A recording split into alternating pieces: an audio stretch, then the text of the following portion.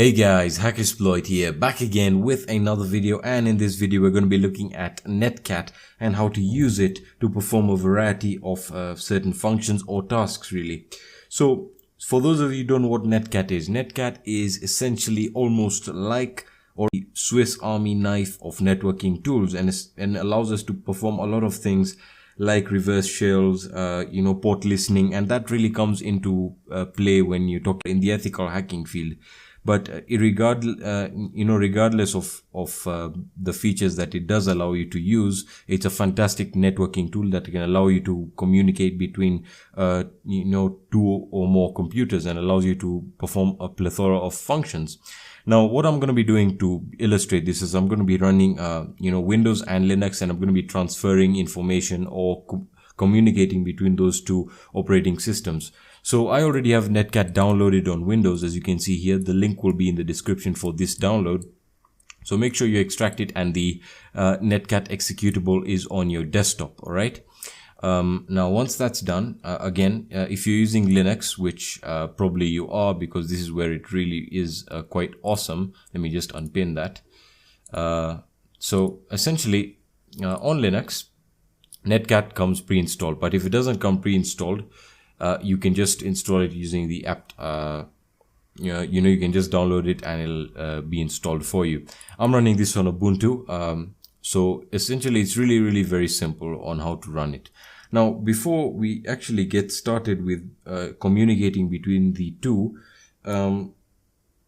we will be using Netcat to obviously communicate between these two. So we are going to do it locally. I'm not going to be using the IP addresses, the actual IP addresses to communicate, but that is an option, and from there you can get an idea of the power of this tool. It's quite different from secure shell because, again, initiating reverse shell with Netcat is much easier. And again, SSH is really not that awesome, or it really isn't I would say designed to be used on Windows. Now,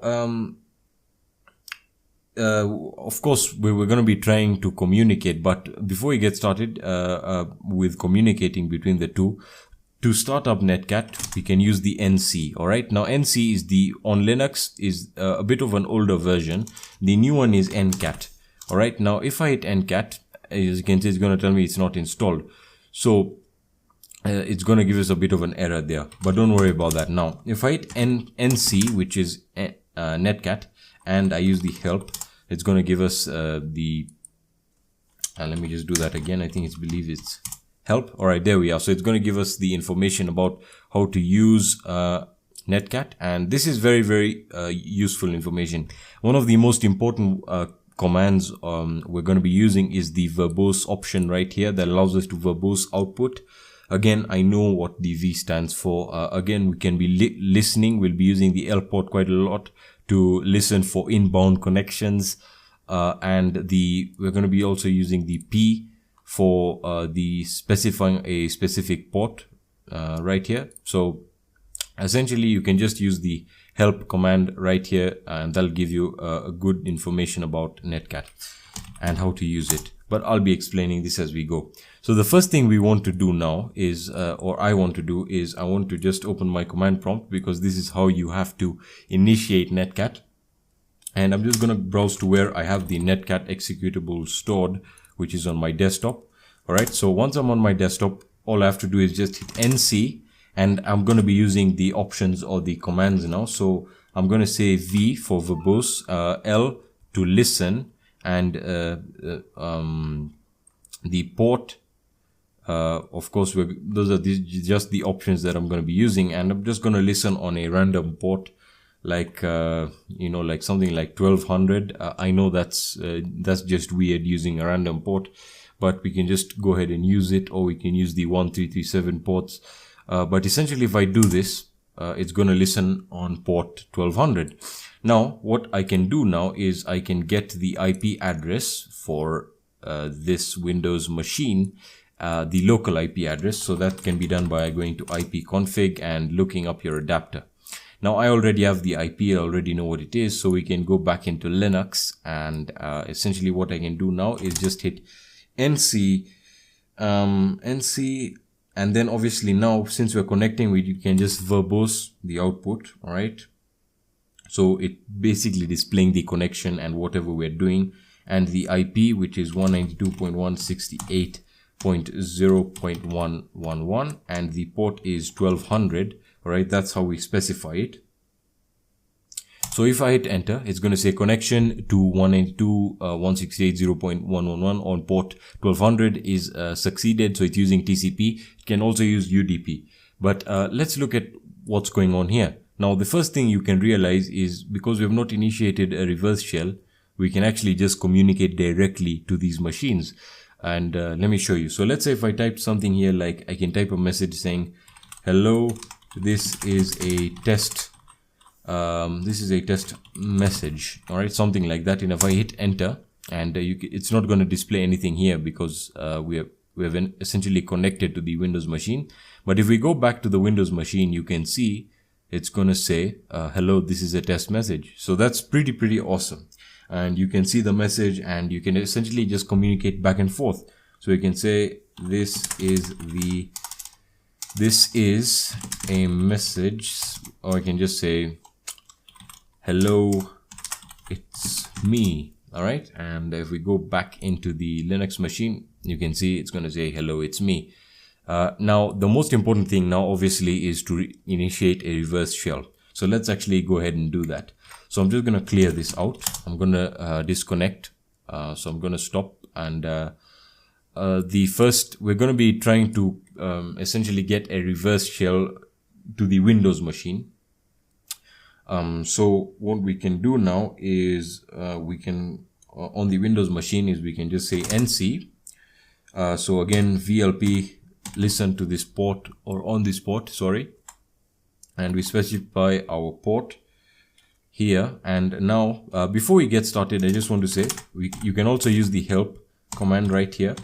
All right, so as simple as that. And one more thing we're going to be using is we're going to be using the E command, which allows us to invoke a program. All right, so it as you can see, the what is written here, the documentation here is it's saying inbound program to execute. So this will allow us to, in both cases, either execute a program on both sides. So in this case, we're going to be trying to invoke a reverse shell. In this case, we're going to be trying to invoke CMD. When we reverse it, or when we switch it to Linux, we're going to be trying to invoke the shell. But for now, we're just going to be invoking CMD. So NC VLP, something as simple as that, and our port, you can specify any open port.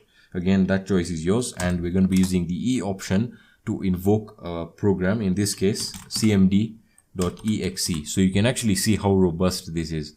So once we hit enter, oops, I made a mistake there. Sorry about that. I always seem to make really annoying mistakes. All right, there we are. So it's listening on that port. Now if we go back to Linux, back here, and now essentially the Windows machine is listening for a connection, and now all we have to do is connect, and we'll be able to use the command prompt because we have initiated a reverse shell. So what we do is NC VV to verbose, and the IP 168.0.111 and 1200 for the port, like so. Whoops, excuse me. Let me just get that, and there we are. As you can see, it's going to say connection succeeded, and it's going to invoke the CMD. And as you can see, I have access to the command prompt on that machine. So from here, you can really understand the power of this. And again, we can just run a plethora of stuff. We can see the directories on my desktop. As you can see, we have a bunch of folders there. You can create a folder. So test, let's create a test folder, test, and if we go back there, as you can see, it did create a test folder. So really, this is awesome, and it's much faster than using Secure Shell. But again, as I said, Secure Shell is much more of a popular tool when communicating between Linux and your Linux servers, etc. For example, the clients that you have on Windows to connect to SSH or using SSH are like programs like PuTTY. But that's besides the point. Now again, we're basically invoked a reverse shell on the Windows machine, so we can run a lot of stuff. But now let's try and do it in the opposite way. So I'm going to clear this, and again on the Windows machine it should have told us that. Let me just get rid of this like so, and got rid of that folder. Let me clear this out. Now we essentially have to invoke a reverse shell on Linux. So on Linux, essentially we're just reversing the process. So what we're going to do is we're going to say nc, and through nc we're going to say e. All right, now we're invoking. All right, so what we do is we say nc and e, and we're going to say bin.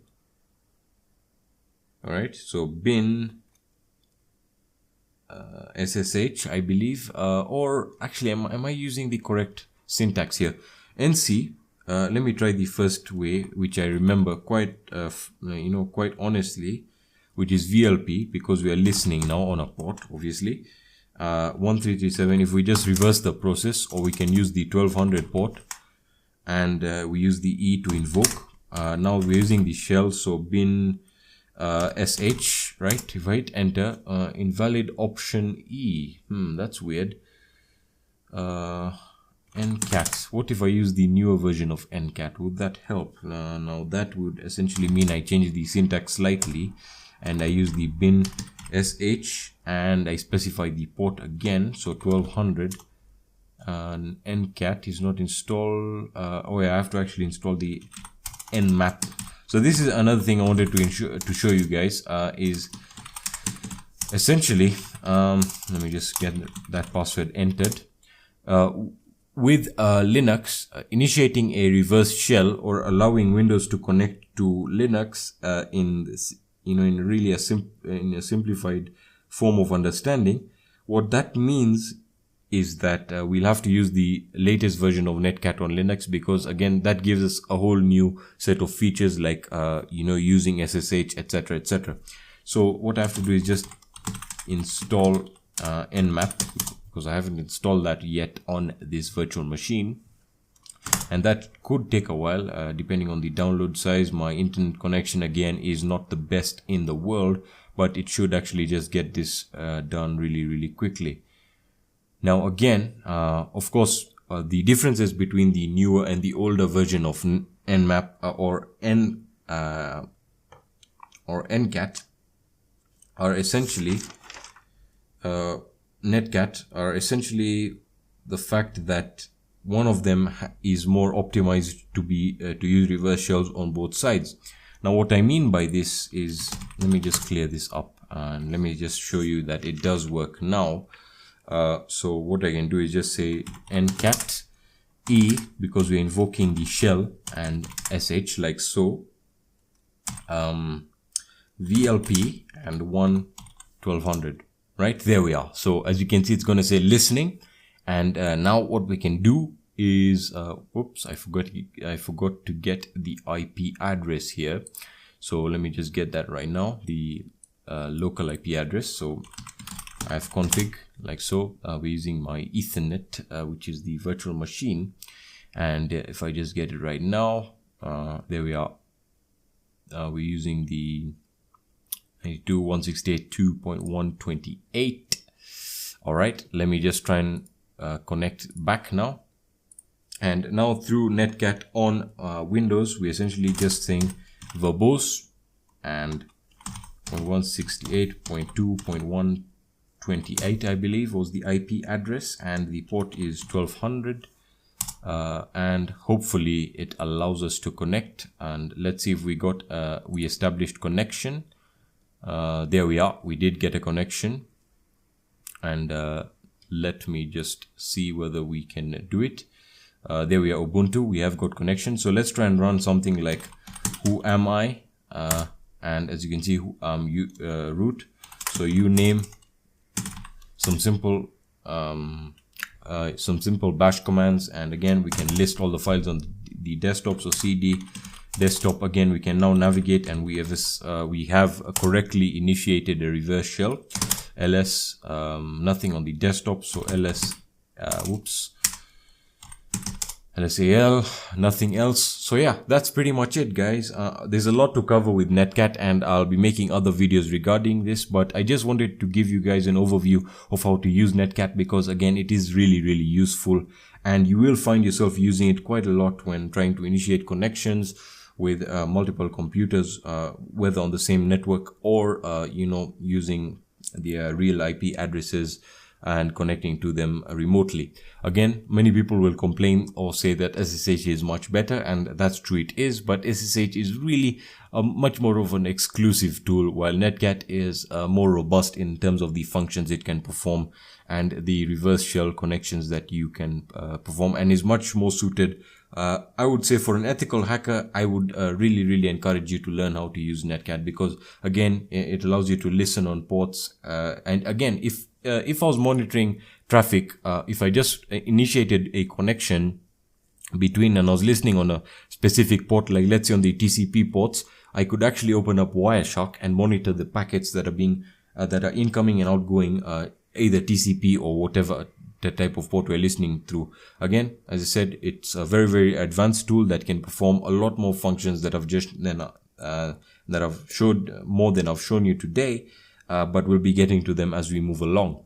Now, we'll be moving from Python into the C++ series, where we'll be actually creating an advanced keylogger, which will be really awesome. So I hope you guys are excited, and we'll be moving a bit into more of an advanced section of hacking now. Anyway, guys, that's basically it for this video. If you liked this video, found value in it, please leave a like down below. If you have any questions or suggestions, leave them in the comment section down below. Or if you have any personal questions, you can hit me up on my social networks, or you can hit me up on Kick. You can check out my website for the latest hacking news and resources. And yeah, thank you so much for watching, guys. I hope you had a fantastic day and still have a fantastic day. Peace. Peace.